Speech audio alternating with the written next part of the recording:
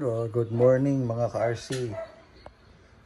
Subukan nating paganahin itong desktop computer. Motherboard ay Asus H81M-D. Ang power supply niya ay iTrend 600 watts. So, ang gagawin natin ay power on natin siya. Kung magpa-power pa ba siya. Kung okay pa ba yung fan. Kung normal ba yung andar. Okay? Switch on natin.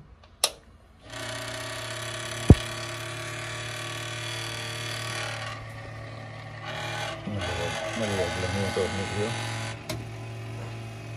Umaandar yung power supply kapag naka-bypass. So ikabit naman natin siya sa motherboard.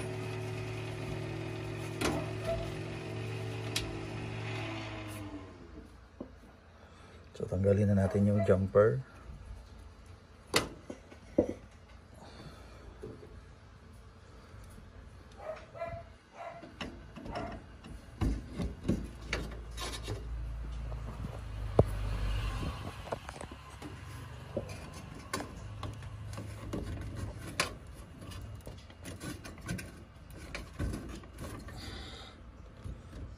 Nasasaksak na ba ng ayos?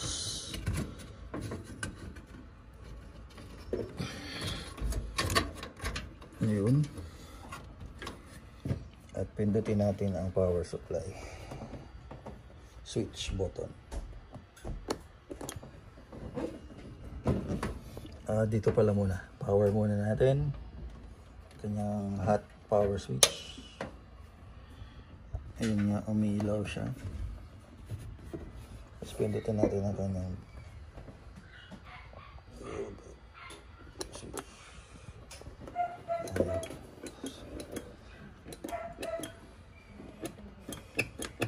Hindi siya nagpa-power.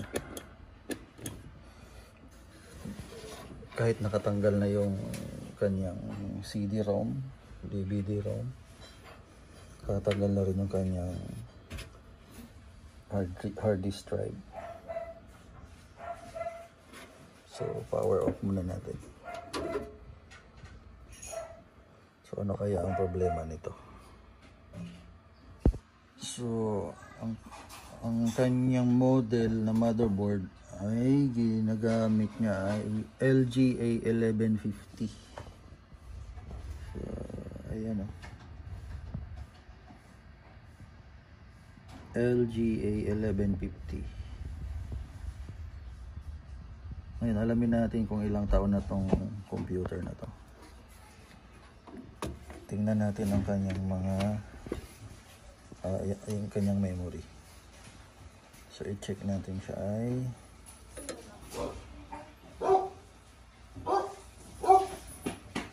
4GB na 1600.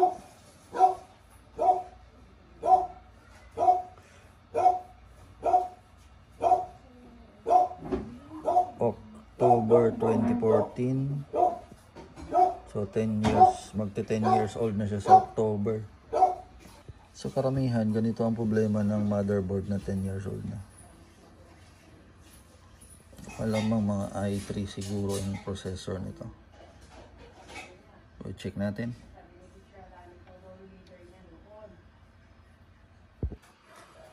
So, ayan mga ka-RC, nalinis na natin yung kanyang heatsink, nalinis na rin natin ang kanyang CPU. Checkin natin kung anong klaseng processor. i3, Intel i3 3.6. So, yun ang kanyang processor.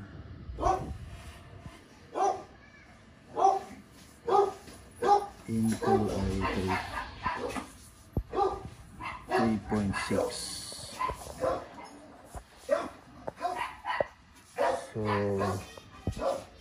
So Hindi ko kabisado kung anong generation itong i3 na ito. Kung generation 4 ba ito. Kasi ang kanyang memory 1600, hindi siya 1300. So alamin natin bakit ayaw mag power up yung motherboard. Okay. So babalik na natin muna yung kanyang heatsink. At subukan natin paanda rin.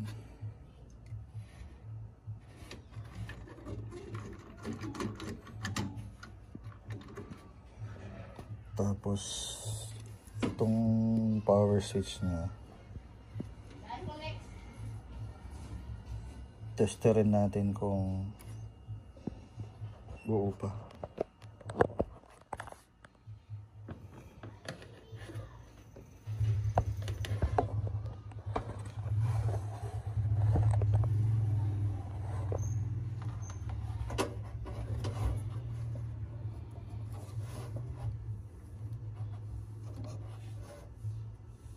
Dikitin muna natin yung lid ng tester kung tumutunog.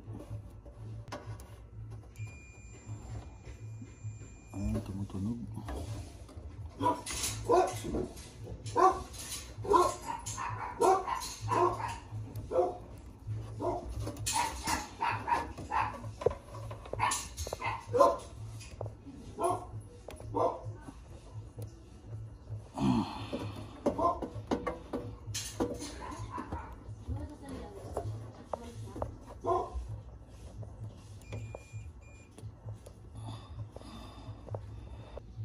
Pindutin natin yung power.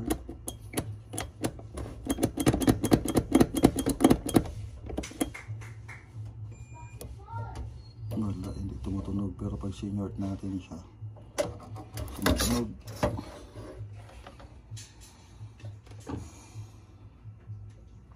Ngayon, subukan natin jumper. Relax muna natin itong heatsink.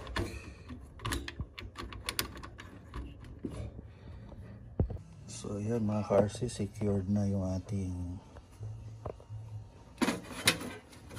heatsink. Nilagyan natin siya ng video card. At ngayon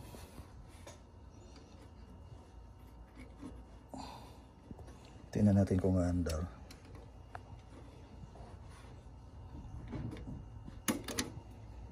Power on pala muna natin. Ayan, naka power on na.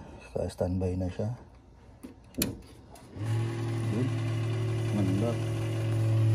Mandar din ang video card. Tapos tingnan natin kung ilalabas. Ayun! Buhay na. Yun. So yun nga po ay Asus H81M, ang BIOS version 2001 pa ito. i3 3.60. Ang memory niya ay 4. And tinanggal kasi natin yung battery. Balik na natin yung battery. So, ayan po, nabalik na natin ang kanyang DVD. Ayan, DVD multi-recorder to na Samsung. Tapos balik na rin natin ang kanyang hard drive.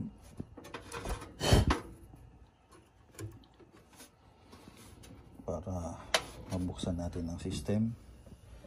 Power on natin. Hot power on switch. Ayan, meron na siyang indicator. So since na hindi pa natin napalitan ang switch, isundutin muna natin sa motherboard. Hanap tayo ng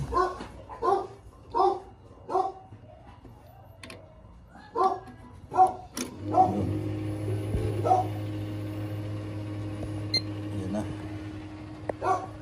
So bumukas na siya. Tingnan natin ang kanyang system. F1. F1 daw. Nawala yung settings.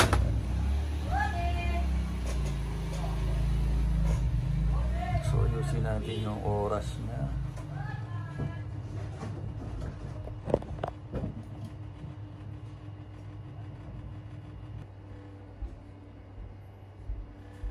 So nadidetect na yung hard drive at saka CD-ROM.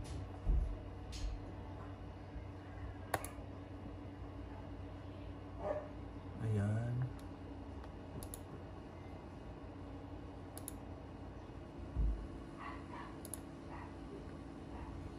Ayusin natin ang kanyang petsa.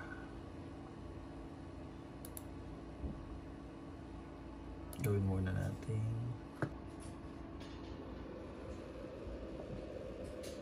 2024.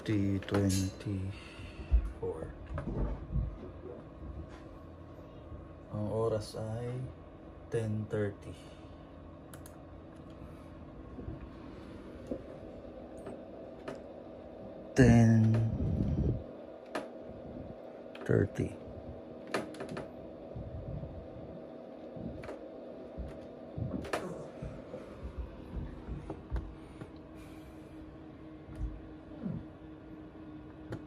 So exit, tapos save and change. So reset settings. You have not made any changes to bio settings. Yes.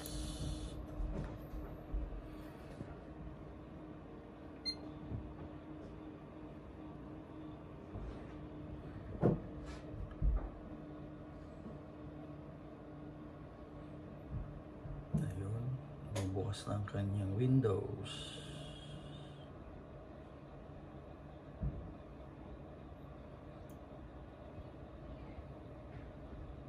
So yung may-ari kasi nito nababagalan na. So subukan natin lagyan ng maganda-gandang video card and subukan natin yung hard drive niya, palitan natin ng SSD. Yan, medyo mabagal na nga. So pinalitan na natin ang kanyang hard disk drive ng SSD 240GB Windows 10 at saka meron na siyang video card na 2GB. Tingnan natin kung ilang segundo bago bubukas ang Windows 10.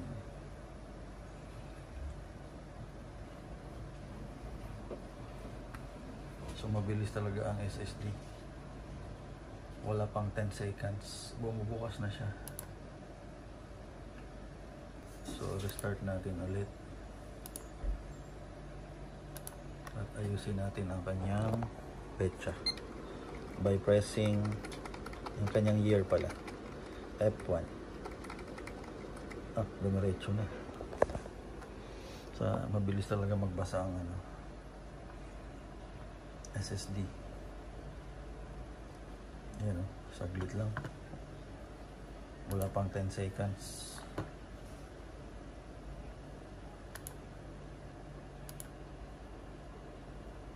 Ayan.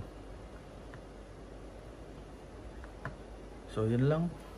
Ayusin natin yung pinaka main switch, push button switch niya dito sa kanyang panel switch.